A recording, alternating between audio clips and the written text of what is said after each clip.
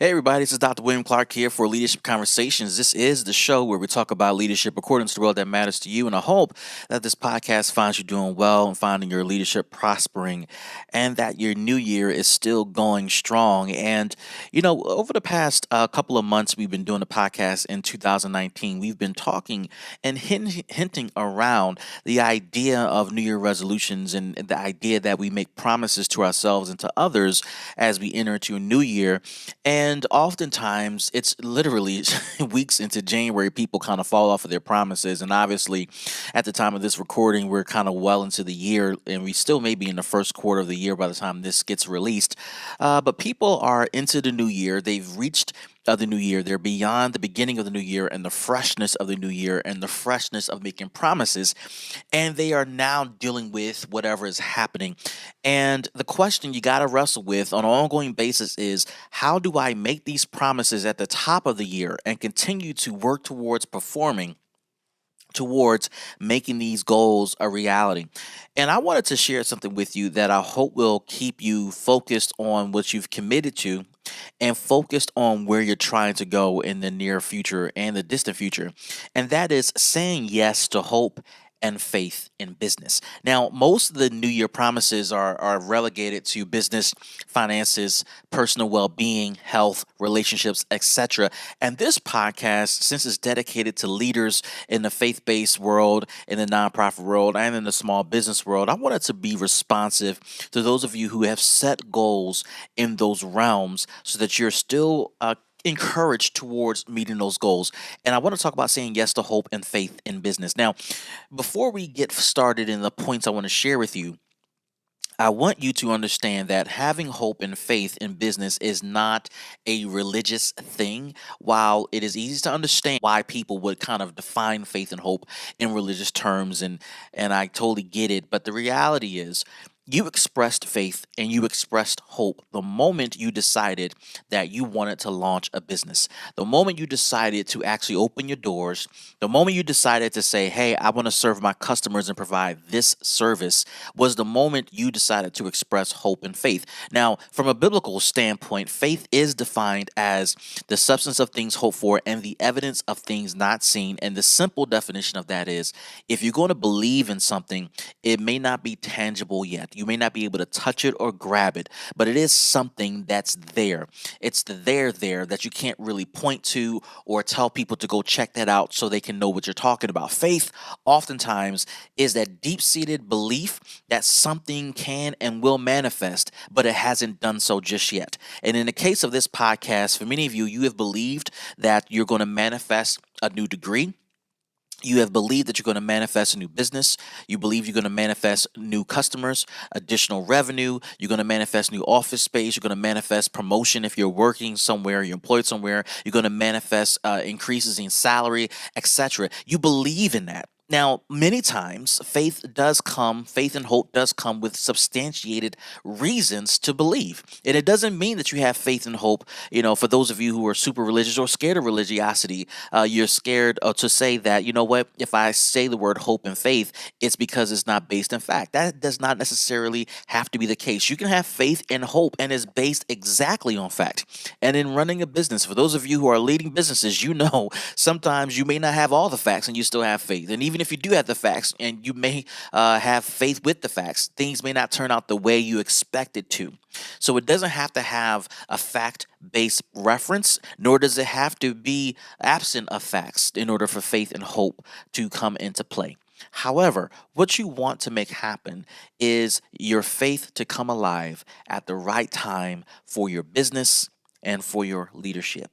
So let's start here with some quick points I want to share with you about saying yes to hope and faith in business. Number one, have a vision for what could be. In order for faith to even start to manifest, in order for hope to manifest in any way possible, you have to have a perspective about what's going to happen, what's going to manifest in your business. So you have a storefront. You just open up a storefront. and you believe that it's going to be a benefit to the community, it's going to be an asset to the community, it's going to be accessible services and products to the community. You're expressing faith and hope by simply signing that lease, populating that store with product and services, marketing to the community your presence, and showing that you're here every day during your business hours. That's faith. And you're executing on your vision. Okay? Again, the whole idea is to have a vision of what could be. You have to start to dream about what could be so that you know what you're walking towards or what you're working towards. If you don't have anything you're working towards, then there's no purpose of having hope or faith, let alone a vision. You got to have a vision for what you're trying to chase after, what you're trying to make happen. Number two, you got to start taking the right steps, the first steps towards what could be. Okay. Number one, envision what could be. Number two, start to take the steps toward what could be. Okay. Now, from a biblical standpoint, the Bible says faith without works is dead. So simply put, if you believe something to be true, if you believe an opportunity exists for you, even if you can't substantiate it with facts, with information, with something tangible, the fact that you believe it to be a possibility, you start to walk towards that thing. There are many of you who are watching this podcast, and you are for the first time believing you can get advanced education.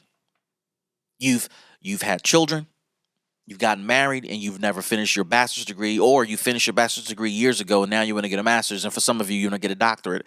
And you're starting to believe, what if I actually did this?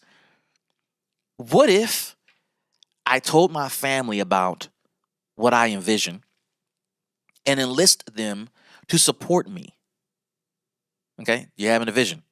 Now you're going to take the step towards what could be. Okay, now you're going from what if to saying, hey, let's have a family meeting.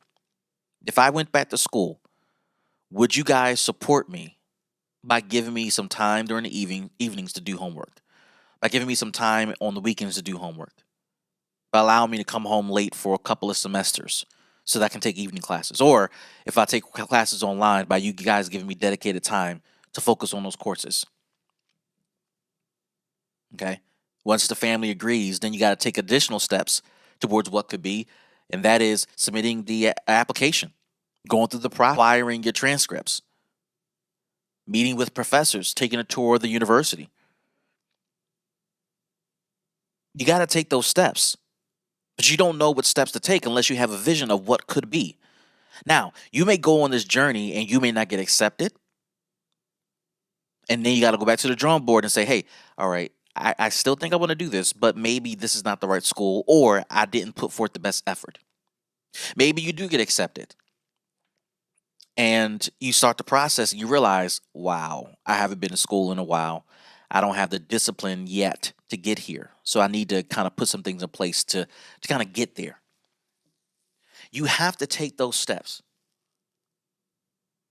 And you may end up saying, you know what, this is just not for me. This is beyond, necessity. And after trying it out, this is just not for me. You have to have a vision, and you got to start taking steps towards what could be. Without those steps, you have no idea what's available to you or what is meant for you. And just to give you some insight into all this, those steps you take, those next level meetings you take, the marketing you release, the lease you sign for your business, the hiring of your employees, those are acts of hope and faith. Yeah. Many of you have been exercising this for quite some time. And now in 2019, you're saying, I want to translate hope and faith into something additional. I want to see that happen in a new business I want to launch, in a new career path I want to pursue, in a promotion that I'm really going after, in a salary increase I want to see happen, in a new degree or new learning I want to take on. Take those first steps. Here's the third point. Then once you take those first steps, diligently work on what could be to make what it can be. So, yeah, I could go to college. I could get my degree. I could start this business. I could sign this lease. I could start this partnership. I could take this seminar. I could get married. I could have kids. I could change careers. Those are visions. But if you don't start to walk towards what could be, it will never become what it can be. It's not until you submit the college app, go through the process, deal with whatever the results are, that it just doesn't, if without taking those steps, you don't know what could be. And what you're trying to become is a college graduate at any level. But that's not a reality unless you take the steps towards what could be and take the classes and deal with the grades that you're going to get. Sometimes A's, sometimes B's, sometimes less than. Working with your professor, learning how to work in teams. It's not until you decide to start the business, sign the lease, go through the whole process with your state, your town, getting the certifications, getting the product, building relationships with the right vendors. It's not until you do that until you start to see the switch from what could be to what it can be. From could to can. It's a big difference. And can is substantiated it is based upon the results you're seeing real time as you're working the vision. Oh, I can graduate after you started the process, after you've taken a couple of courses, after you submitted a couple assignments, after you've figured out the flow of school. Oh, I can be successful in this business after you've taken some workshops, after you've taken some training, after you've learned the business, after you've acquired the right relationships, after you've purchased your product, after you signed the lease, after you hired your employees, and after you've seen sales over a defined period of time that sustains at a certain level. I can be an awesome leader after you get promoted, after you take on more responsibility, after you start to change your perspective, after you start to take courses, after you start to learn from mentors who are great leaders, and you start to see consistent results under your leadership. Yes, it is possible, but that switch from could be to can be is a huge shift. Now, when you finish, it becomes what is. I am. I am a college graduate. I am a business owner. I am a leader. I am fill in the blank. The completion is what makes it finalized. And then lastly, and I say this quite often in my podcast, repeat the process. Hope and faith is intertwined in almost everything you do in business and in leadership. When you hire people, you're hoping they're going to work out. You have faith they're going to work out. And that faith sometimes is based upon, man, I got a feeling, or we went through our standard process, or they come highly referred by a friend, or I tested out their skills in a different environment and they're the real deal. Sometimes that hope and faith doesn't yield the results we want, and that person doesn't work out as we expected because of circumstances and situations that are different from the environment you've evaluated them in. But the fact that you've taken that step, the fact that you've allowed yourself to even believe and act on that belief is proof that we all utilize hope and faith on a regular basis in everything that we do. Don't allow yourself to get tripped up on the fact of those two words. Those two words exist and they operate in our businesses, in our leadership at all times. I hope that you find this extremely useful, and I hope that you are allowing yourself to be vulnerable enough to allow hope and faith to drive you. Because if not, then you won't see any of the changes you are hoping to see in 2019. This is Dr. William Clark for Leadership Conversations. Stay connected with me. Connect with me on Facebook, Instagram TV, YouTube, Twitter, and via your favorite podcasting platform. I'm here to walk through this journey with you. I'm here to go through this with you. I've been through some of the stuff that you're struggling with, And these podcasts are intended to be to provide insight rather into how to view life from the other side. That there is hope, there's opportunity on the other side, and that your leadership is going to get better as a result of you staying connected. So I hope you stay connected, and we'll see you in the next show.